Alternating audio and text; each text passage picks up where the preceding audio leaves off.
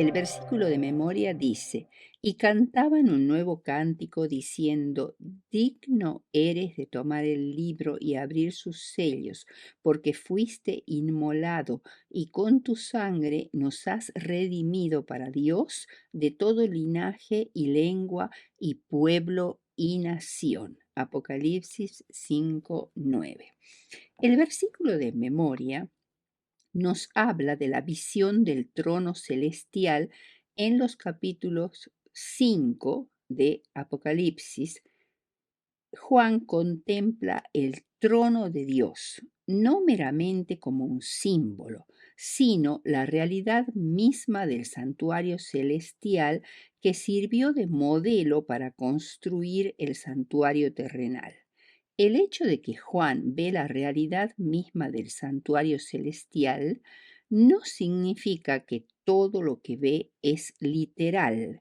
Algunas realidades le son reveladas en símbolos, como la de los rostros de los 4 seres vivientes, el Cordero y otros más. Juan no ve el rostro de Dios porque, como lo había dicho antes en su evangelio, a Dios nadie lo vio jamás. Juan 1:18.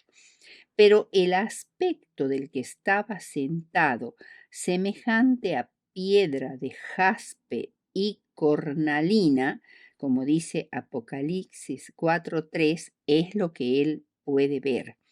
Tampoco ve la fuente de bronce que estaba en el patio del santuario terrenal, sino que vio delante del trono como un mar de vidrio semejante al cristal. Vio el trono y el arca del pacto, las 7 lámparas del candelabro y el altar de oro que estaba delante del trono. El mar de cristal que Juan ve frente al trono es equivalente a la expansión que vieron Moisés y Ezequiel debajo y delante del trono, y lo compararon a un embaldosado de zafiro, azul como el cielo cuando está sereno. Del trono salían relámpagos, truenos y voces. 4 querubines rodeaban el trono de Dios, también llamados los 4 seres vivientes, y también otro comparte la visión del trono, otros comparten la visión del trono y son los ancianos que rodean el trono de Dios y se sientan en tronos en semicírculo como una escolta de honor alrededor del juez celestial. Los ancianos y los millones y millones de ángeles que están junto al trono entonan una alabanza celestial llena del gozo universal, que es una glorificación a Dios y al Cordero. Cuando pensamos en los grandes emperadores que para limpiar sus reinos de gente que les resultaba repugnante porque se oponían a ellos, nos preguntamos cuál sería el método que usaría Dios para arreglar este mundo. La Iglesia romana, tanto occidental como oriental, cometió genocidios de millones de personas durante la Edad Media mediante hogueras masivas, pogroms, guerras y cruzadas religiosas. Hitler, que era católico y soñó en su momento con ser sacerdote, heredó de la Iglesia romana su aversión a los judíos y cometió genocidios cuando obtuvo el poder, el asesinato de millones de judíos, gitanos, ortodoxos, paralíticos, homosexuales y todos los que en su opinión no servían o se oponían a su régimen. En el otro extremo se oponían, Perdón, en el otro extremo, el comunismo ateo cometió un genocidio mayor aún en su intento de eliminar la burguesía, el capitalismo, la gente profesional, el opio del pueblo, es decir, la religión, etc. ¿Podemos esperar de Dios algo diferente para resolver el problema humano? A pesar de que una plaga pecaminosa ha contaminado el mundo, porque los hombres traspasan las leyes divinas y no obedecen al Creador, en lugar de destruir al mundo que mancha su universo, vemos a Dios intentando salvar a sus habitantes. Por ello Dios vio necesario involucrarse en nuestra salvación, condescendiendo a morar en medio de su pueblo sin perder su reputación.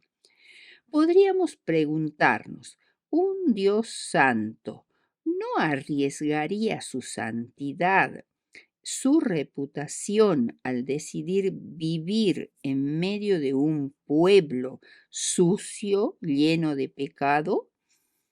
Para salvaguardar su reputación, la deidad dio dos soluciones, una positiva que permitía la salvación de su pueblo.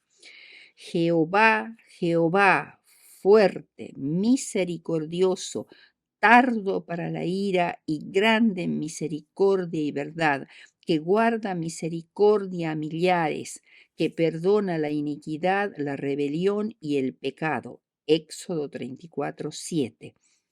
Y otra negativa donde se resalta que había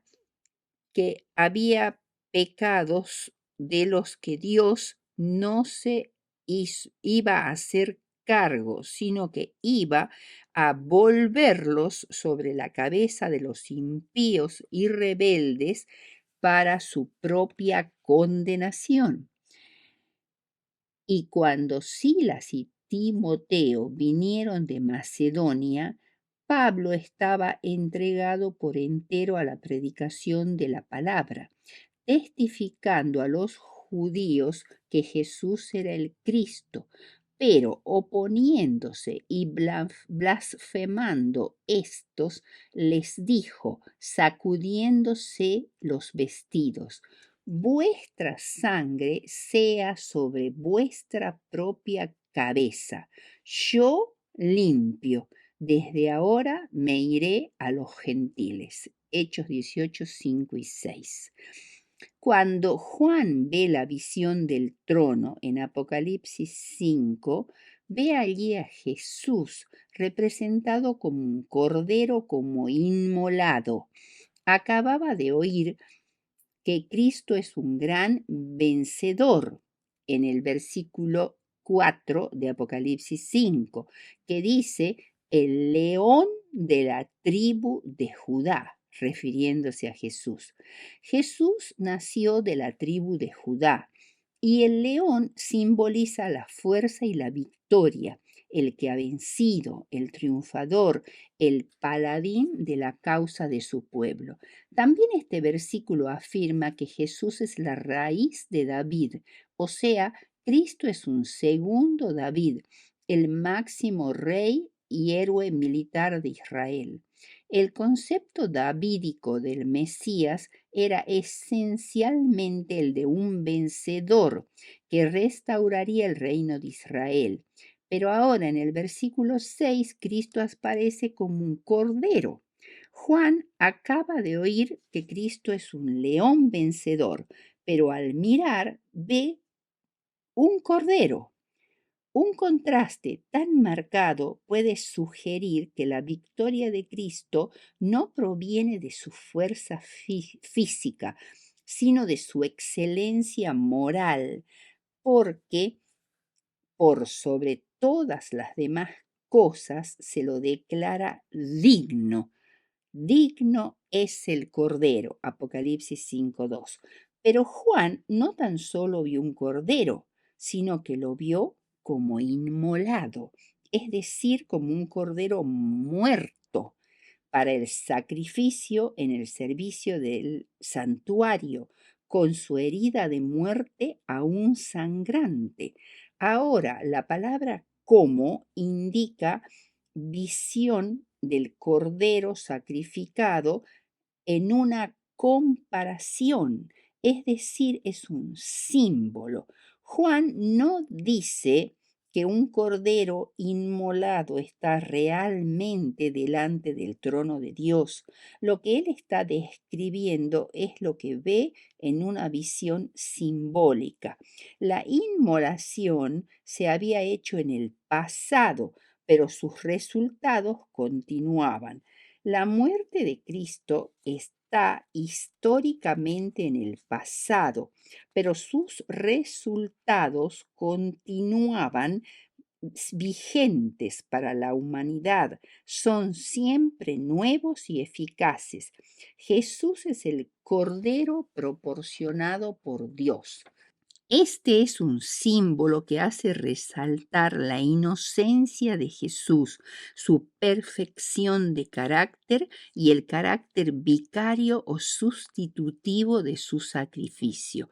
Este cordero representa al Mesías o ungido, sufriente, aquel en quien se hace real y tiene significado el sistema de sacrificios del tiempo del Antiguo Testamento.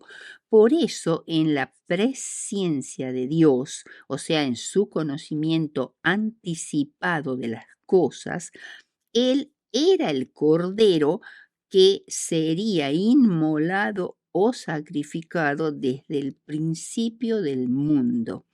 Este cordero simbólico de Apocalipsis 5:6 tiene 7 cuernos que pueden entenderse como símbolos de fuerza y gloria, o sea que el cordero es perfecto en poder y además tiene 7 ojos. El número 7 indica perfección, plenitud.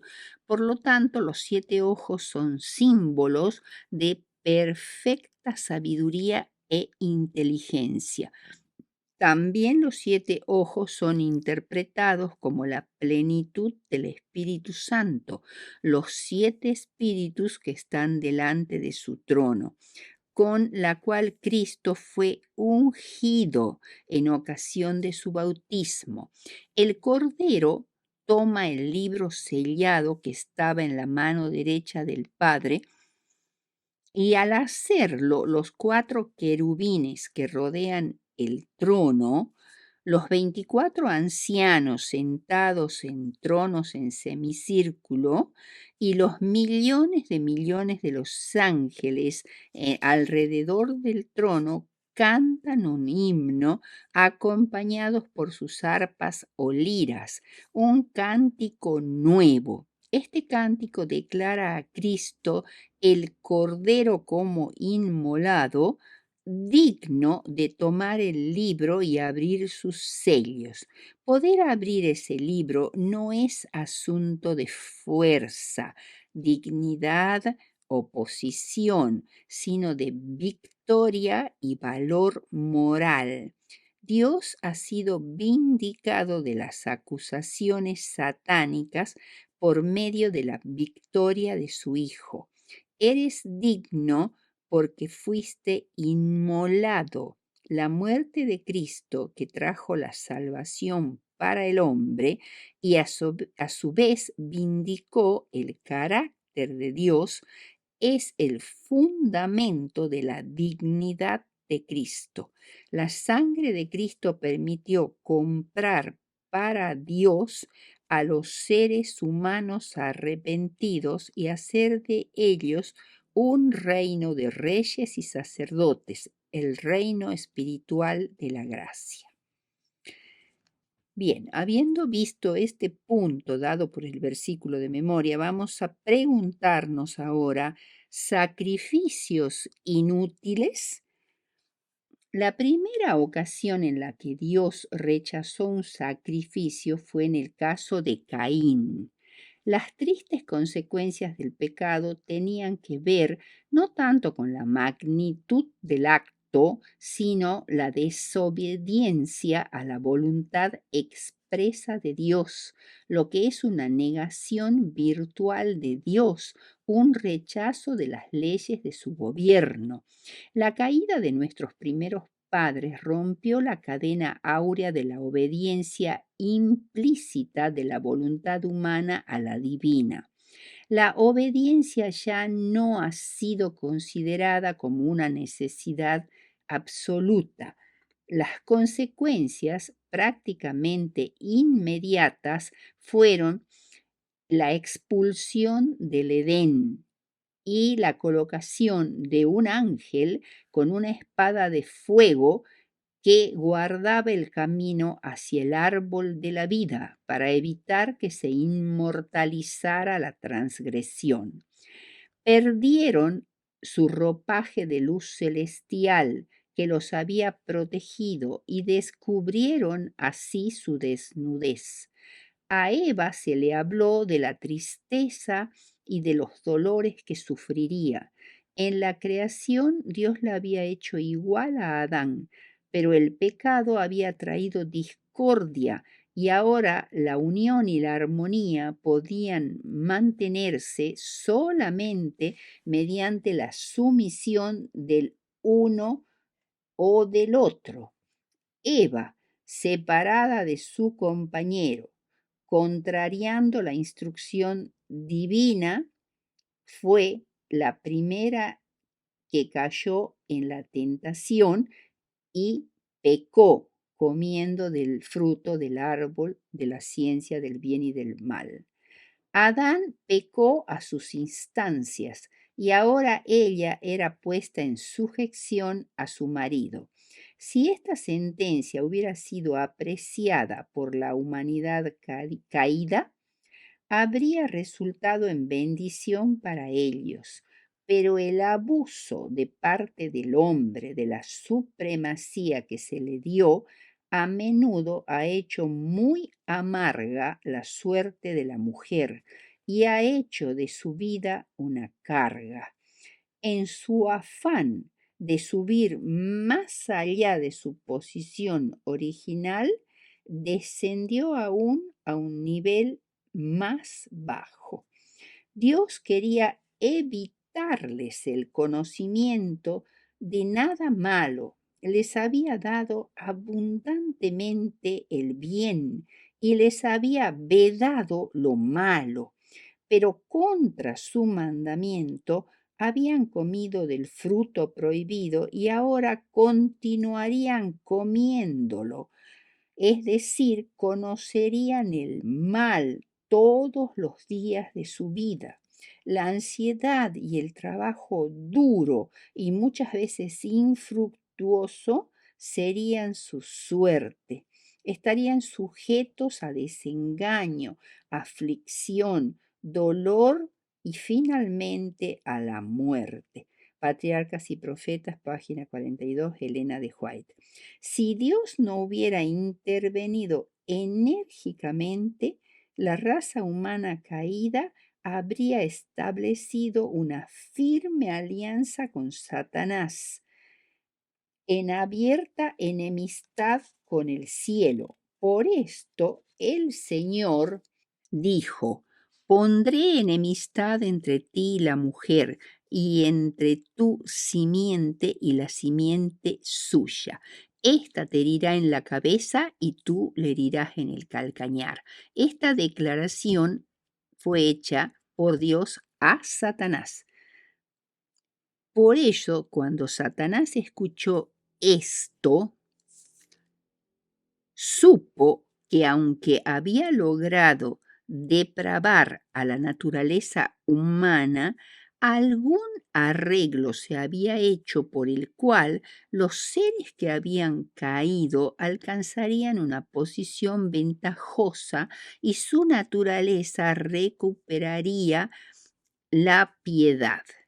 Comprendió que nunca llegaría a ser un vencedor. Esta es una profecía de largo alcance.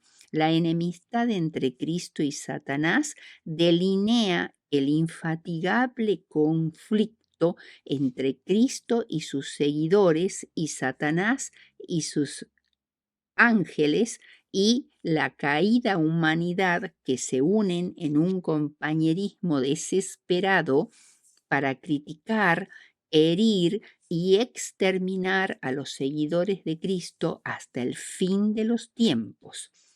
La caída del hombre llenó todo el cielo de tristeza. El mundo que tan amorosa y cuidadosamente Dios había hecho, quedaba mancillado por el pecado y habitado por seres condenados a la miseria y la muerte. Parecía no existir escapatoria para los que habían quebrantado la ley y en los atrios celestiales había lamentos por la situación que el pecado había causado y la ruina que había traído sobre la tierra. Pero el amor divino había concebido un plan mediante el cual el hombre podía ser redimido. La quebrantada ley de Dios exigía la vida del pecador y en todo el universo solo había uno que podía satisfacer sus exigencias en lugar del hombre, uno que era de igual magnitud y santidad a la ley y a Dios mismo, y este uno era Cristo. Él intercedió ante el Padre en favor del pecador en una audiencia que duró mucho tiempo. Fue una audiencia cerrada entre los tres miembros de la divinidad. En realidad, el plan de salvación había sido concebido antes de la creación del mundo, pero ahora era necesario implementarlo y para ello el Padre, el Rey del universo, debía entregar a su Hijo a la muerte por la raza culpable, ya que Él era el Cordero que fue muerto desde el principio del mundo. Este único plan capaz de salvar al hombre afectaba a todo el cielo en su infinito sacrificio. Los ángeles no podían regocijarse al saber que la salvación del hombre iba a costar indecible angustia a su amado jefe. Los ángeles se ofrecieron ellos mismos como eh, como una especie de sustituto por el hombre, pero la vida de un ángel no podía satisfacer la deuda. Solo aquel que lo había creado tenía poder para redimirlo. La primera indicación que Adán y Eva tuvieron del plan de redención fue cuando Dios sacrificó un animal para cubrir la desnudez de Adán y Eva antes de expulsarlos del Edén. Tales vestimentas serían de mayor protección, más durables y adecuadas para el trabajo físico que les esperaba fuera del Edén. También eran un recordativo constante de su pérdida, de su perdida inocencia, de la muerte como la paga del pecado y del prometido Cordero de Dios que por su muerte vicaria quitaría los pecados del mundo. La primera indicación que el hombre tuvo acerca de su redención la oyó en la sentencia pronunciada contra Satanás en el huerto, que la simiente de la mujer lo heriría en la cabeza, lo cual declaraba que el poder del gran adversario sería finalmente destruido. Patriarcas y Profetas, página 54. Los ángeles celestiales explicaron más completamente a nuestros primeros padres el plan que había sido concebido para su redención. Patriarcas y Profetas, página 52. El sacrificio de animales fue ordenado por Dios para que fuese para el hombre un recordatorio perpetuo, un penitente reconocimiento de su pecado y una confesión de fe en el Redentor prometido. Para Adán, el ofrecimiento del primer sacrificio fue una ceremonia muy dolorosa. Por primera vez iba a presenciar la muerte mientras mataba a la inocente víctima. Temblaba al pensar que su pecado haría derramar la sangre del Cordero Inmaculado de Dios.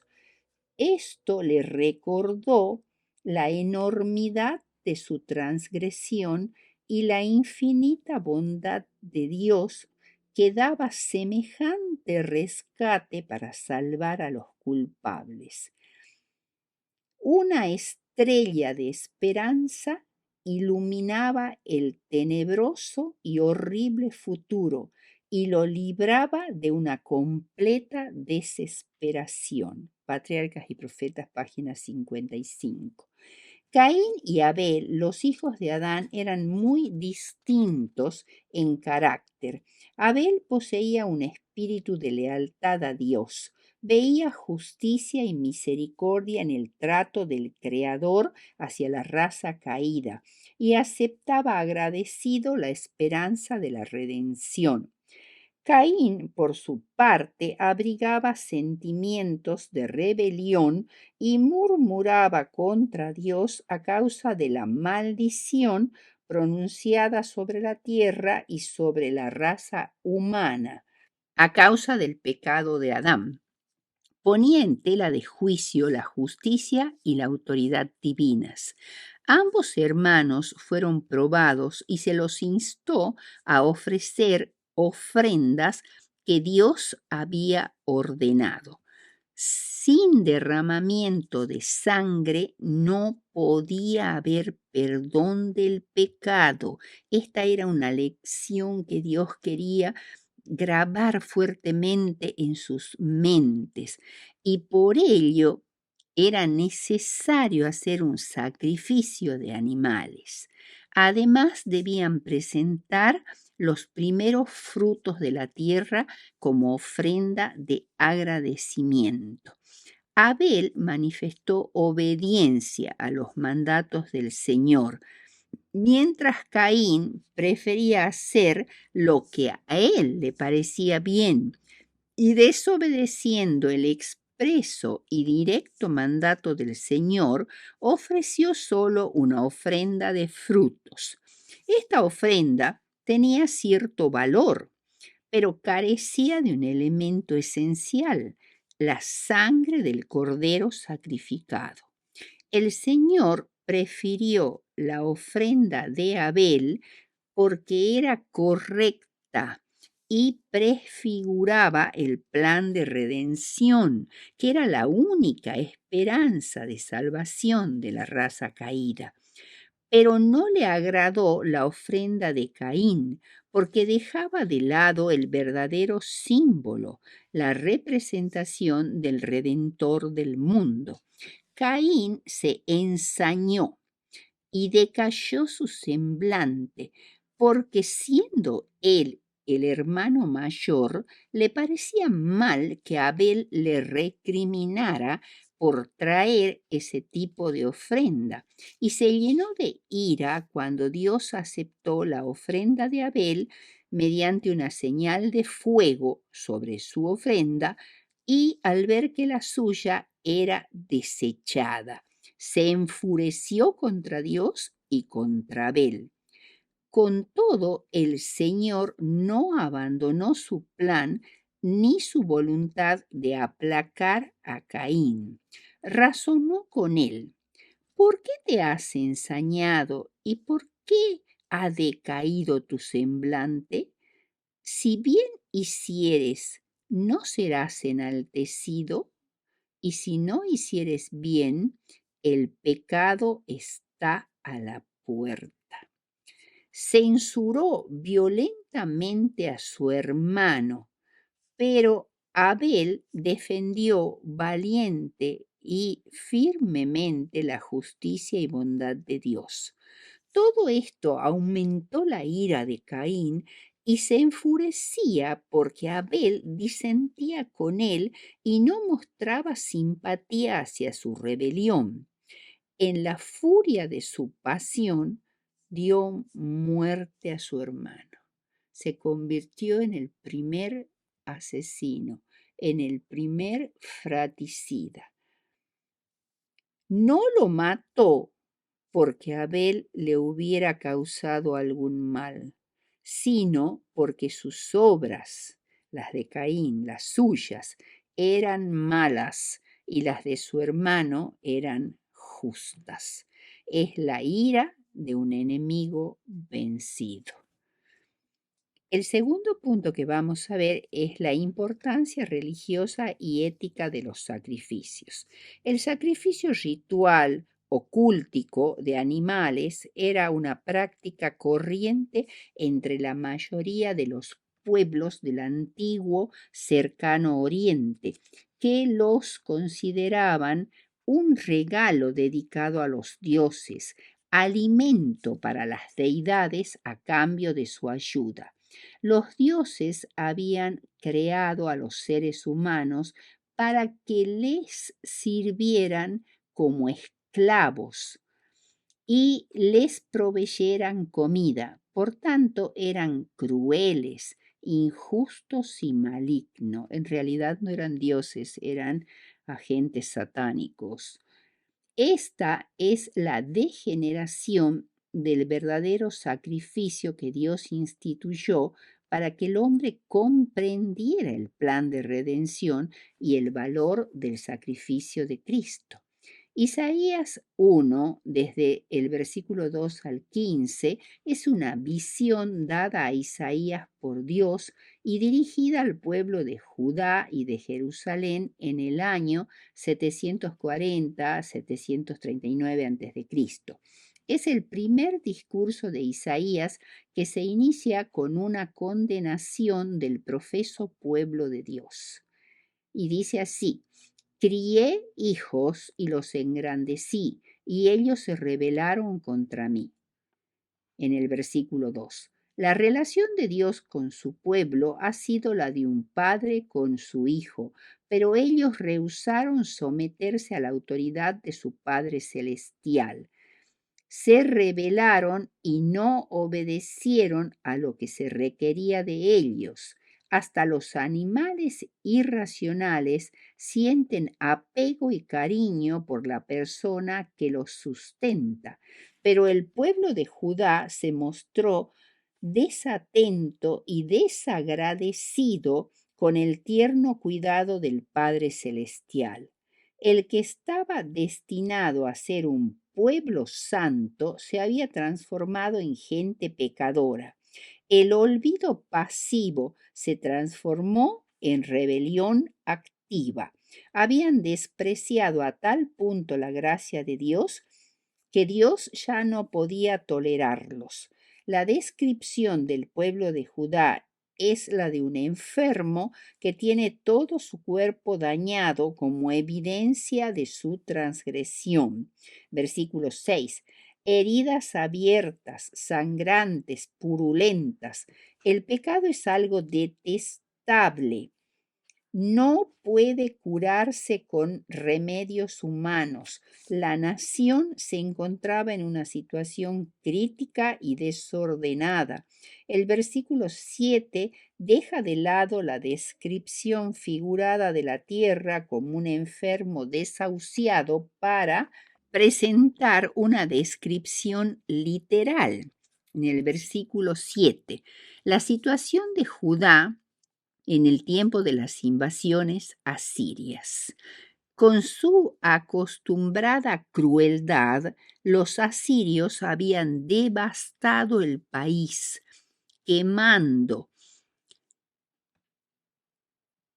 sus, quemando sus construcciones y matando a muchos judíos.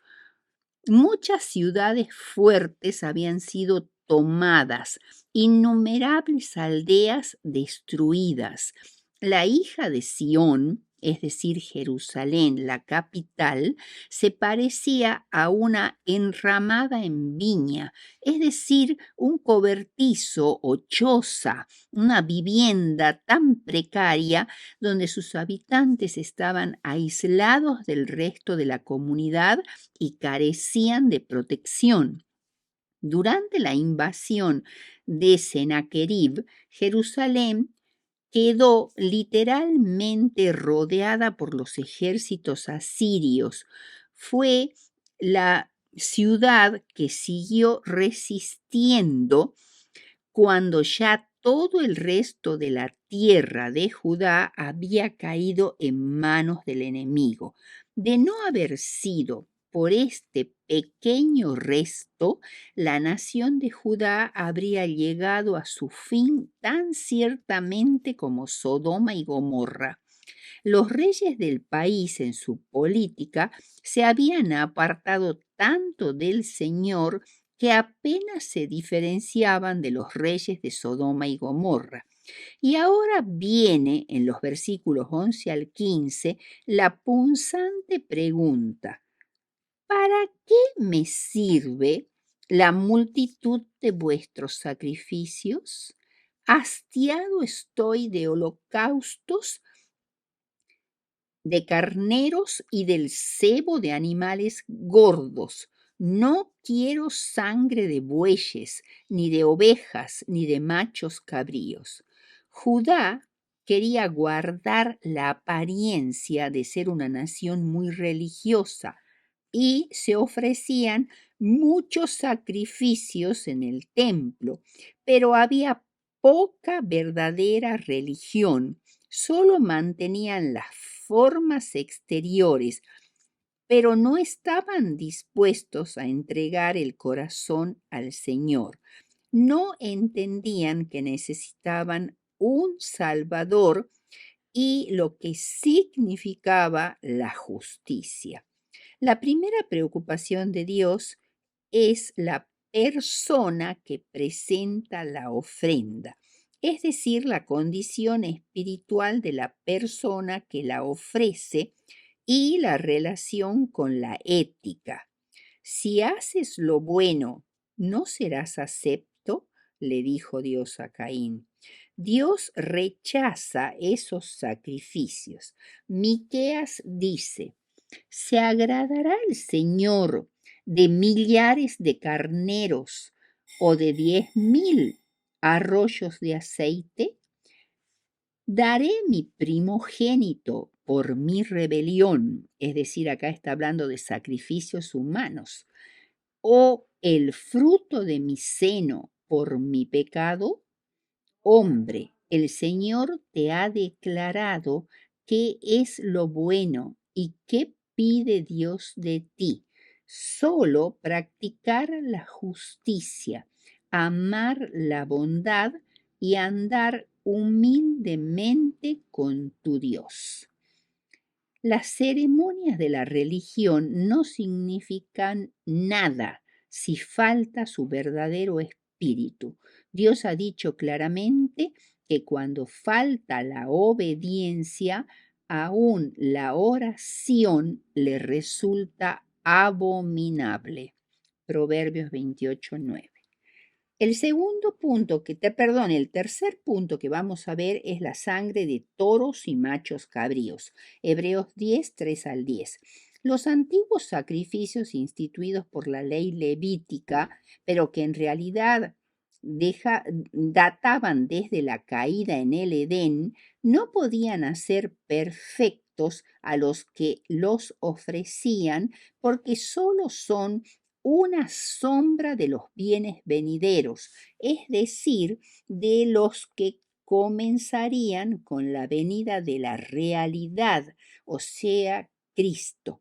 Estos sacrificios tenían un valor temporal, servían para instruir y era necesario repetirlos hasta el tiempo cuando llegara la realidad con el sacrificio único de Cristo hecho de una vez y para siempre. Como Cristo hizo frente al problema del pecado una vez y para siempre, por lo tanto no había necesidad de repetir su sacrificio. Los sacrificios de corderos, toros y machos cabríos se ofrecían año tras año, lo cual apuntaba al hecho de que el verdadero sacrificio por los pecados aún no se había ofrecido. Hebreos 10:5 dice, por lo cual, entrando al mundo, dice, sacrificio y ofrenda no quisiste, mas me preparaste cuerpo. Holocausto y expiaciones por el pecado no te agradaron. Entonces dije, he aquí vengo, oh Dios, para hacer tu voluntad, como en el rollo del libro está escrito de mí, lo cual es una cita del Salmo 46 al 8. Se representa aquí a Cristo entrando al mundo, es decir, en la encarnación, como si estuviera pronunciando las palabras del Salmo 46 al 8, que dicen, más me preparaste cuerpo. Esto es la versión de los 70, la traducción esta, más me preparaste cuerpo. La afirmación que Dios no quería sacrificios y ofrendas se refería a la actitud humana de presentar estos sacrificios de una manera ritual, sin verdadera consagración del corazón. Fue Cristo quien instituyó el sistema de sacrificios. Si se hubiera cumplido debidamente, habría sido una bendición para los adoradores sinceros, porque Dios no siente agrado con los sacrificios de los adoradores descuidados. Mas me preparaste cuerpo. Cristo tomó cuerpo humano y por medio de la ofrenda de ese cuerpo los hombres obtuvieron la santificación. Jesucristo nos ha sido hecho por Dios sabiduría, justificación, santificación y redención. Primera de Corintios 1:30. Una vez y para siempre, pues proveyó la verdadera limpieza del pecado. Quitado primero, Hebreos 19, el antiguo sistema de sacrificios había caducado cuando Cristo vino para hacer la voluntad de Dios, más específicamente para ofrecer el sacrificio eficaz. Afirma que Dios no se complacía en los sacrificios ofrecidos según la ley, y que Cristo hizo la voluntad de Dios al proporcionar el verdadero sacrificio.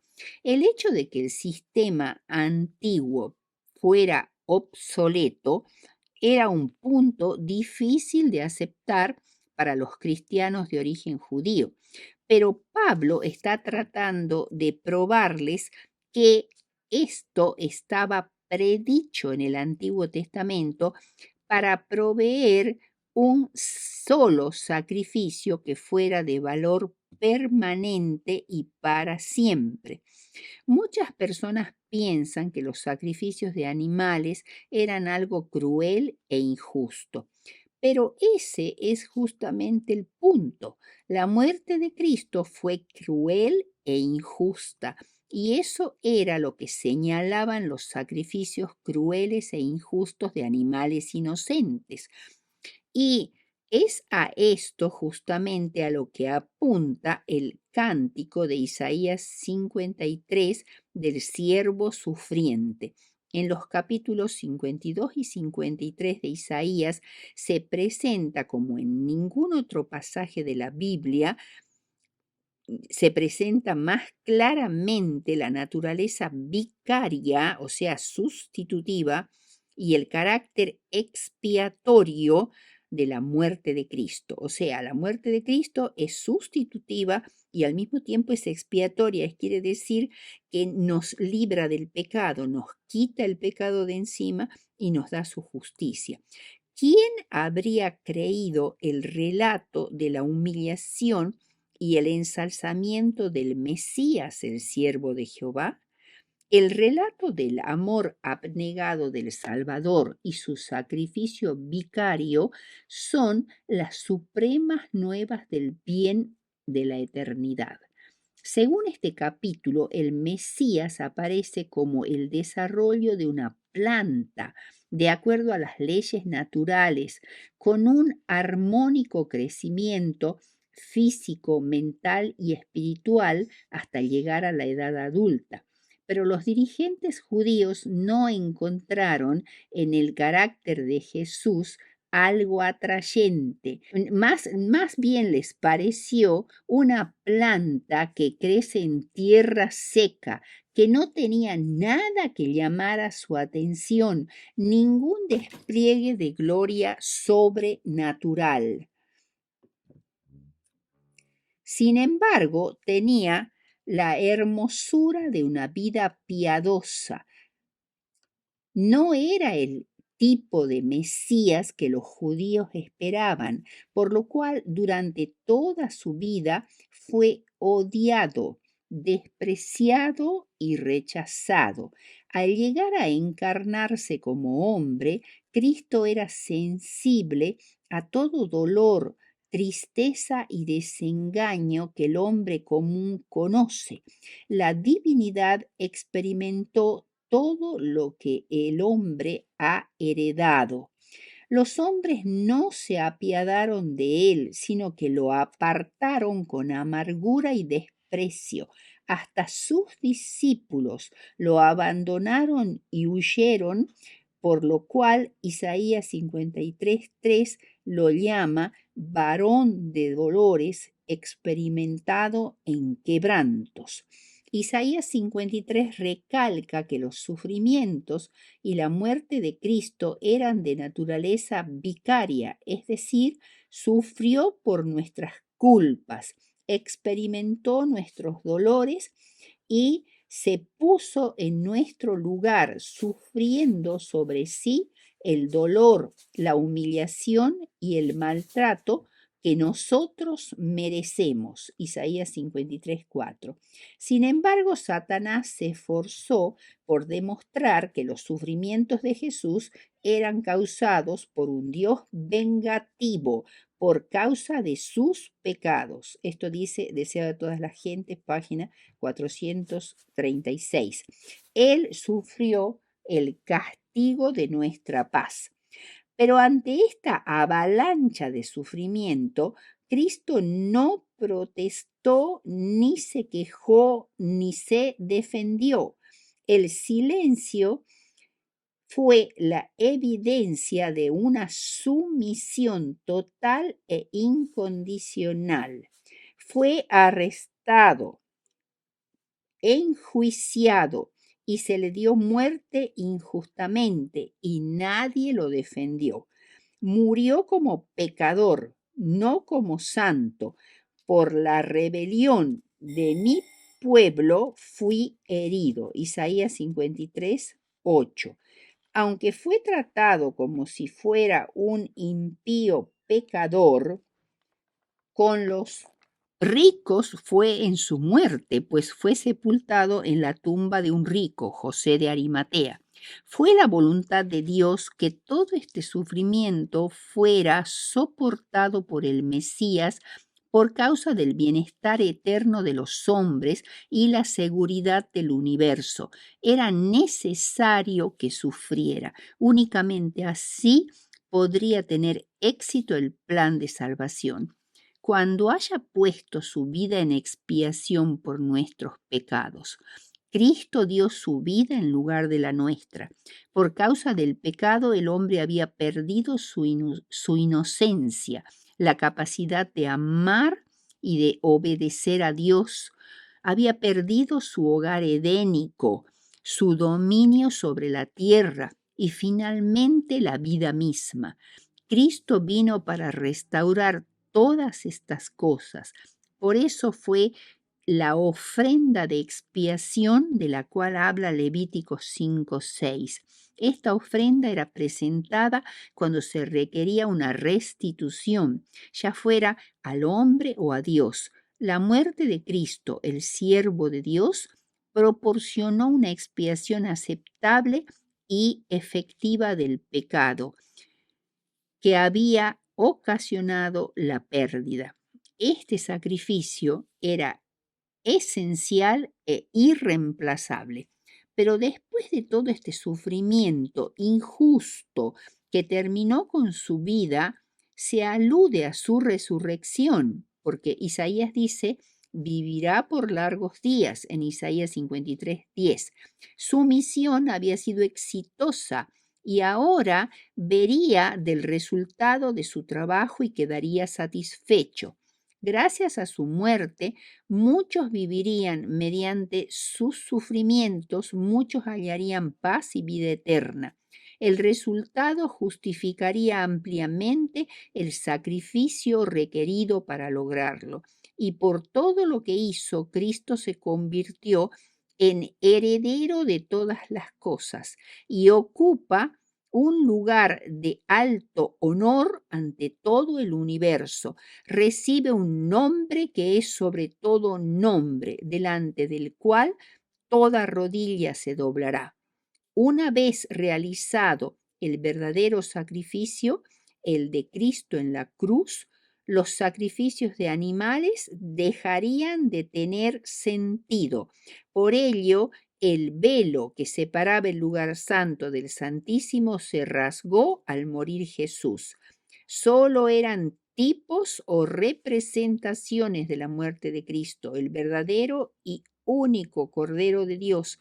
Y cuando esto se cumplió, los tipos que lo simbolizaban se volvieron innecesarios. Veamos finalmente el Cordero Pascual. No fue Moisés ni Aarón los que implementaron el sacrificio del Cordero Pascual, sino que todo el sistema religioso y civil anunciado a Israel le fue revelado a Moisés por Dios. La Pascua se instituyó estando aún el pueblo de Israel en Egipto, previo al Éxodo. Se celebraba en el primer mes del año, el mes de Abib o mes de las espigas. En el día 10 del mes de Abib debía separarse un cordero de un año y todos los miembros de la familia debían participar de las actividades de la fiesta. El cordero generalmente era muerto entre las 15 horas y las 17 del día 10 del mes de Abib. El cordero debía ser sin defectos o daños, porque era el símbolo de la integridad moral de aquel representado por el sacrificio. No podían aceptarse animales ciegos, cojos o enfermos, ya que representaba la impecabilidad perfecta de Cristo. Debía ser macho porque el cordero reemplazaba al primogénito masculino de la familia. El que era cabeza de la familia había de ofrecer el sacrificio por sí mismo y por toda la familia. Los corderos pascuales eran sacrificados al caer la tarde, aproximadamente a la hora cuando el verdadero Cordero de Dios murió en la cruz por el hombre culpable. Jesús fue crucificado como a la hora tercera, es decir, a las 9 de la mañana. A la hora sexta, es decir, al mediodía, las 12 horas, hubo una oscuridad sobrenatural en la ciudad de Jerusalén que duró hasta la hora novena, o sea, hasta las 15 horas, las 3 de la tarde. Fue entonces que Jesús clamó, Dios mío, ¿por qué me has abandonado? Fue a esa hora cuando Jesús, clamando a gran voz, entregó el Espíritu. Padre, en tus manos encomiendo mi espíritu. Lucas 23:42. Se había retirado de él la sensación de la ausencia de su Padre, de modo que Jesús no murió derrotado. Estaba plenamente consciente del triunfo que había obtenido y confiaba en su propia resurrección.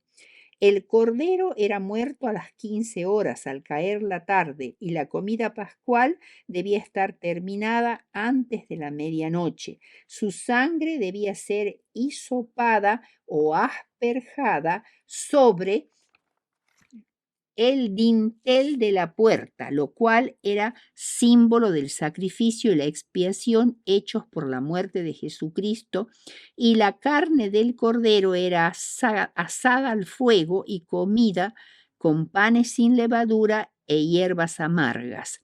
Primera de Corintios 5:7 dice que Cristo es nuestra Pascua, y Apocalipsis 5:6 habla de la presencia en la sala del trono de un cordero como inmolado, que simboliza a Cristo como el cordero pascual.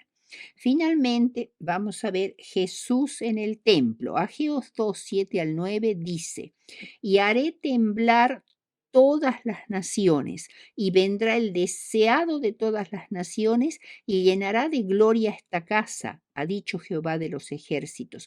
Mía es la plata y mío es el oro, dice Jehová de los ejércitos.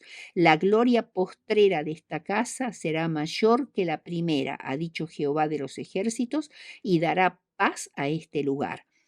Para que el pueblo aprendiera a aceptar y a apreciar debidamente el segundo templo, que parecía evidentemente inferior al templo de Salomón, ya que no estaba en él el arca del pacto con los 10 mandamientos, que representaba el trono de Dios, pues Jeremías la había escondido antes del cautiverio en Babilonia. La presencia literal de Dios no llenó el templo esta vez, fue desgarrador para el pueblo. Ageo predice entonces que en el futuro la gloria de este segundo templo sobrepasaría muchísimo la del templo de Salomón. Esa gloria tenía que ver con la venida del Salvador, del deseado de todas las naciones, que es el título dado por el profeta a Cristo, quien entró muchas veces al templo para enseñar y curar a muchos. Este era llamado en tiempos de Cristo el templo de Herodes. Debido a la presencia de Cristo, la gloria del segundo templo fue mayor que la del anterior.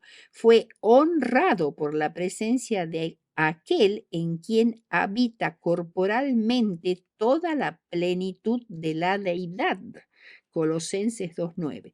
Y daré paz a este lugar. La presencia del príncipe de paz traería a la humanidad todas las bendiciones propias de la paz. En lugar de acercarse a los judíos a Dios, fue Dios quien se acercó a ellos y vendría a su encuentro. Conclusión. En esta lección hemos tenido el privilegio de tener una de las descripciones más explícitas del lugar del trono de Dios en Apocalipsis 4:5. Allí es donde los seres celestiales destacan la santidad de Dios. Los seres vivientes o querubines cubridores que están delante de la presencia de Dios cantan constantemente: Santo, Santo, Santo es el Señor. Y la gloria de Dios es tan impresionante que toda la escena se llenó de humo y los quiciales de las puertas se estremecieron como en un terremoto. Cuando tenemos una vislumbre de la majestad y la santidad de Dios, entonces empezamos a comprender la situación humana. Somos totalmente indignos y necesitados de Cristo como Redentor. Además, cuando vemos en la sala del trono puesto en medio un cordero como inmolado, entonces Satanás es expuesto en su verdadera esencia de mentiroso y homicida, porque lanza mentiras contra Dios, argumentando que es arbitrario, egoísta y severo.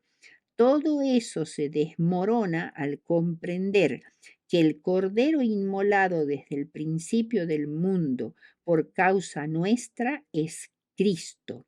La cruz, el instrumento de tortura donde Cristo fue inmolado, nos revela que Dios nos ama tanto que está dispuesto a sacrificarse por nosotros y que nuestra condición de pecadores es tan grave y desesperada que solo mediante la cruz podemos ser salvados.